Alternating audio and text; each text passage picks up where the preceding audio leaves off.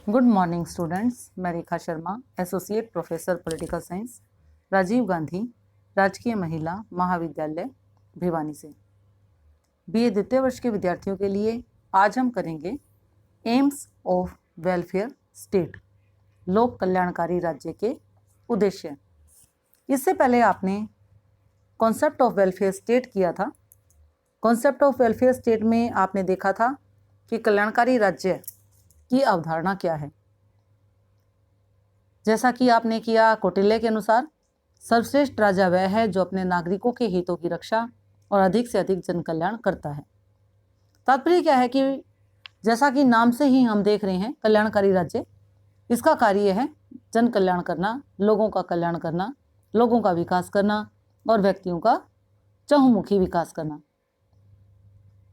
राजनीतिक इतिहास हमें बताता है कि किस प्रकार से राज्यों ने अपने नागरिकों की सुरक्षा के लिए किस प्रकार से और क्या क्या कार्य किए, चाहे वो राजतंत्र रहे हों, चाहे वो व्यक्तिवाद रहा हो, उदारवाद रहा हो, साम्यवाद रहा हो, समाजवाद रहा हो, और आधुनिक कल्याणकारी जो हमारे लोकतंत्रात्मक राज्य हैं वो हों। सबका एक ही उद्देश्य रहा कि हमें लोगों का किस प्रकार से विकास करना है कि व्यक्ति अपने जीवन को अच्छे से आत्मसम्मान से जिए। उसी कड़ी में हमने ये देखा कि कल्याणकारी राज्य से हमारा अभिप्राय एक ऐसे राज्य से है कि जो राजनीतिक, आर्थिक, सामाजिक दृष्टिकोण से व्यक्ति की अवसर की असमानता को दूर करके उसकी साधारण आवश्यकताओं की पूर्ति की व्यवस्था करता है। इस व्यवस्था का उद्देश्य किसी समुदाय विशेष अथवा समाज के किसी विशेष अंग के हित का साधन नहीं होता, बल्कि जनता के सभी अंगों के कुछ आवश्यक हितों की साधना करना होता है। यानी राज्य जो है, जो कल्याणकारी राज्य होता है, वो किसी एक समुदाय विशेष की तरफ ध्यान नहीं देता, बल्कि समाज के सभी वर्गों के सभी लोगों के हितों की ओर ध्यान देता है। तो अब हम करेंगे, हमारा आज का जो चैप्टर है वो है लोक कल्याणकारी राज्य के उद्देश्य, एम्स ऑफ वेलफेयर स्टेट। लोक कल्याणकारी राज्य की जो हमने धारणा देखी, जो कॉन्सेप्ट देखा कि कल्याणकारी राज्य क्या होता है, कि वो जनता के सभी अंगों के कुछ आवश्यक हितों की साधना करना उसका उद्देश्य होता है। तो उसी उद्देश्य को ध्यान में रखते हुए हम कल्याणकारी राज्य के कुछ उद्देश्यों का यहाँ पर जिक्र करेंगे, हम उनको जानेंगे। सबसे पहले नंबर पर आता है आर्थिक सुरक्षा की व्यवस्था, इकोनॉमिक सिक्योरिटी। लोक कल्याणकारी राज्य प्रमुख रूप से आर्थिक सुरक्षा के विस्तार पर आधारित है। शासन का स्वरूप कुछ भी हो, राजनीतिक शक्ति सदैव उन लोगों के हाथों में केंद्रित होती है जो आर्थिक दृष्टि से शक्तिशाली होते हैं। लोक कल्याणकारी राज्य के संदर्भ में आर्थिक सुरक्षा का अभिप्राय एक तो सभी व्यक्तियों जो कि शारीरिक और मानसिक दृष्टि से कार्य करने के योग्य हैं, राज्य के द्वारा उनकी योग्यता अनुसार उन्हें किसी न किसी कार्य को अवश्य मिलना चाहिए। यानी कोई भी व्यक्ति किसी भी रूप में किसी भी प्रकार से योग्यता रखता हो तो उसे अवसर मिलने चाहिए कि वो अपनी योग्यता का लाभ अपनी आर्थिक सुरक्षा के माध्यम से कर सके। आर्थिक सुरक्षा का मतलब कि व्यक्ति अपने जीवन जीने के लिए कुछ धन कमाता है, कुछ पैसा कमाता है, जो उसे आर्थिक सुरक्षा प्रदान करता है। तो उस रूप में राज्य जो है वो नागरिकों को अवसर प्रदान करता है ताकि जो नागरिक हैं अपनी योग्यता अनुसार किसी न किसी कार्य को करें। यानी उन्हें वो कार्य मिलने चाहिए जो उनकी योग्यता है, और ऐसे कार्य कौन उपलब्ध करवाएगा?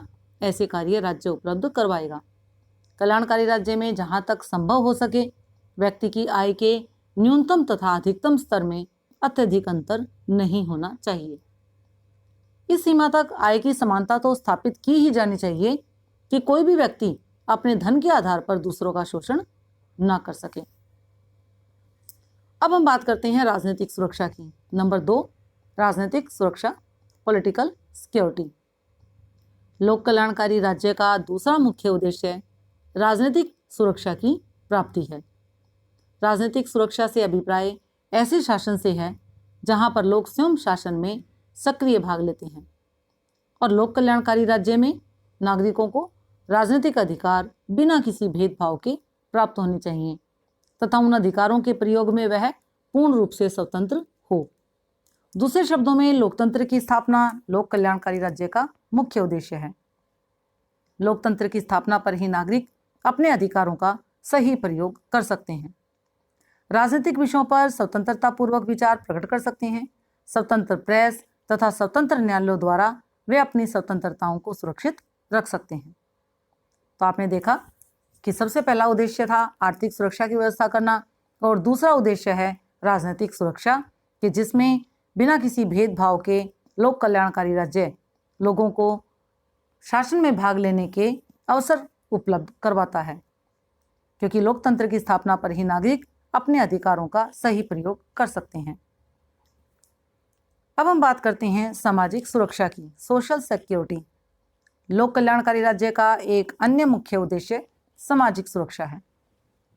सामाजिक सुरक्षा के अंतर्गत सभी समाज में रहने वाले नागरिकों में जाति, जन्म, वंश, धर्म, रंग आदि सभी भेदभाव समाप्त कर दिए जाते हैं। यानी किसी भी नागरिक में किसी भी रूप में किसी प्रकार का भेदभाव नहीं किया जाता। जैसा कि आपके संविधान में भी लिखा गया है कि बिना किसी जाति के, धर्म के, लिंग के भेदभाव के बिना सभी लोगों को समान समझा जाएगा। कोई भी व्यक्ति छोटा या बड़ा नहीं है और राज्य की दृष्टि में सभी व्यक्ति समान समझे जाते हैं। किसी के साथ किसी भी तरह का कोई भेदभाव नहीं किया जाता। राज्य द्वारा निर्मित कानूनों के सम्मुख समानता तथा राज्य द्वारा प्राप्त अवसर सबके लिए समान रूप से उपलब्ध होते हैं। अब हम बात करते हैं अंतर्राष्ट्रीयवाद की। चौथा उद्देश्य इंटरनेशनलिज्म। लोक कल्याणकारी राज्य की कल्पना बिना अंतर्राष्ट्रीयवाद के संभव नहीं है। कोई भी कल्याणकारी राज्य अन्य राज्यों को अपना शत्रु नहीं समझता। कल्याणकारी राज्य के विचार के अनुसार राज्यों के बीच जो संबंध होते हैं वो मैत्रीपूर्ण माने जाते हैं। कल्याणकारी राज्य शांति की बात करता है, सह अस्तित्व की आदि में आस्था रखता है, यानी उसका विश्वास दूसरे देशों के साथ मित्रतापूर्ण भेदभाव के बिना नागरिकों का आपस में सामंजस्य स्थापित करते हुए सह अस्तित्व के आधार पर, कोऑर्डिनेशन के आधार पर कार्य करना, यानी सांस्कृतिक आदान प्रदान, व्यापार, आयात निर्यात, राजनीतिक संबंध स्थापित करना, ये मुख्य उद्देश्य होते हैं। तो इस प्रकार लोक कल्याणकारी राज्य के लिए जहां आंतरिक रूप में आर्थिक, सामाजिक, राजनीतिक सुरक्षा आवश्यक है, वहां बाहरी रूप में राष्ट्रवाद के साथ अंतर्राष्ट्रीयवाद की भावना भी आवश्यक है। तो इस प्रकार से आपने देखा कि किस प्रकार से कल्याणकारी राज्य के मुख्य उद्देश्य रहे हैं। तो लोक कल्याणकारी राज्य क्या करता है? वो नागरिकों को आर्थिक सुरक्षा प्रदान करता है, सामाजिक सुरक्षा प्रदान करता है, राजनीतिक सुरक्षा प्रदान करता है और साथ ही अन्य देशों के साथ मैत्रीपूर्ण संबंध स्थापित करते हुए लोगों के साथ आपस में आचार व्यवहार, सांस्कृतिक आदान प्रदान, राजनीतिक आदान प्रदान, अपने आपस में मध्य सहयोग, सह अस्तित्व, कोऑर्डिनेशन की भावना, मित्रता की भावना अन्य देशों के साथ। तो इसमें क्या होता है? अंतर्राष्ट्रीयवाद की भावना जो होती है वो लोगों के अंतर्गत आती है। जब हमने बात की थी वसुधैव कुटुंबकम की कि पूरा विश्व एक कुटुंब के समान है, तो जो कल्याणकारी राज्य है वो सभी राज्यों के साथ मित्रतापूर्वक व्यवहार करता है ताकि विश्व में शांति और सुरक्षा स्थापित की जा सके। तो कल्याणकारी राज्य किस रूप में इन उद्देश्यों की प्राप्ति के लिए कौन कौन से ऐसे कार्य करता है, ये हम देखेंगे कि राज्य का मुख्य उद्देश्य व्यक्ति के जीवन को श्रेष्ठ बनाना होता है और अपने उद्देश्य की पूर्ति के लिए राज्य को अनेक कार्य करने पड़ते हैं। राज्य को अनेक कार्य करने भी चाहिए जिससे कि राज्य अपने उद्देश्य को पूरा कर सके। और राज्य को क्या कार्य करने चाहिए, क्या कार्य नहीं करना चाहिए, इस प्रश्न के उत्तर को लेकर विद्वानों में एक मत नहीं है। प्राचीन समय में राज्य का व्यक्ति के सभी कार्यों पर नियंत्रण था, इसलिए राज्य सभी कार्य करता था। आदर्शवाद तथा समाजवाद के समर्थक राज्य को अधिक से अधिक कार्य करने के समर्थक थे। परंतु उदारवादी चिंतकों का दृष्टिकोण बिल्कुल भिन्न था। वे राज्य की अपेक्षा व्यक्ति के अधिकारों के समर्थक थे। उनके अनुसार राज्य को व्यक्ति के कार्यों में, विशेषकर आर्थिक कार्यों में बिल्कुल हस्तक्षेप नहीं करना चाहिए। हमने बात की थी आर्थिक सुरक्षा की, लेकिन यहाँ पर जो उदारवादी आए थे उन्होंने आर्थिक रूप में व्यक्ति के कार्यों में हस्तक्षेप करने से राज्य को मना कर दिया था। परंतु आधुनिक समय में जो आदर्शवादी थे, जो व्यक्तिवादी थे, उनके सिद्धांतों के अनुसार राज्य को वही कार्य करने चाहिए जिन कार्यों को करने में व्यक्ति अपने आप को असमर्थ पाता है।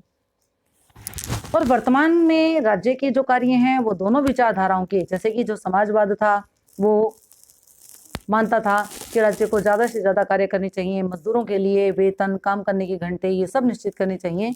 यानी ज़्यादा से ज़्यादा कार्य करने से क्या हुआ था कि व्यक्ति का महत्व समाप्त हो गया और व्यक्ति एक मशीन के पुर्जे की भांति बनकर रह गया था। इन्हीं दोनों विचारधाराओं में सामंजस्य स्थापित करते हुए, इन सभी विचारधाराओं में ही सामंजस्य स्थापित करते हुए कल्याणकारी राज्य के कार्य जो रखे गए थे वो थे कि किस प्रकार से राज्यों को कौन से कार्य करने चाहिए, यानी कौन से अनिवार्य कार्य और कौन से ऐच्छिक कार्य। ये जो अनिवार्य और ऐच्छिक कार्य है, ये विलोबी और गैटल जैसे विद्वानों ने राज्य के कार्यों को दो भागों में विभक्त किया। तो इस प्रकार राज्य के अनिवार्य कार्यों से अभिप्राय जिन्हें पूरा न करने पर राज्य का अस्तित्व ही समाप्त हो सकता है, और राज्य की आवश्यकता भी इसलिए है कि वह कार्य अवश्य करे कि व्यक्ति के व्यक्तित्व के विकास के लिए अनिवार्य हो, और जो व्यक्ति की क्षमता से बाहर हैं ऐसे उसे कार्य नहीं करने चाहिए। ऐच्छिक कार्यों से अर्थ यह नहीं है कि राज्य वही कार्य करेगा या नहीं, या उसकी इच्छा पर निर्भर करता है कि वह करता है अथवा नहीं। इसके विपरीत हम ये बात करेंगे कि अपने जो उद्देश्य राज्य ने रखे हैं, वो जो उद्देश्य हैं आर्थिक सुरक्षा की व्यवस्था करना, राजनीतिक सुरक्षा, सामाजिक सुरक्षा या अंतर्राष्ट्रीयवाद, इन उद्देश्यों को पूरा करने के लिए राज्य को वही कार्य करने चाहिए ताकि वह उद्देश्यों को अच्छे से पूरा कर सके। धन्यवाद।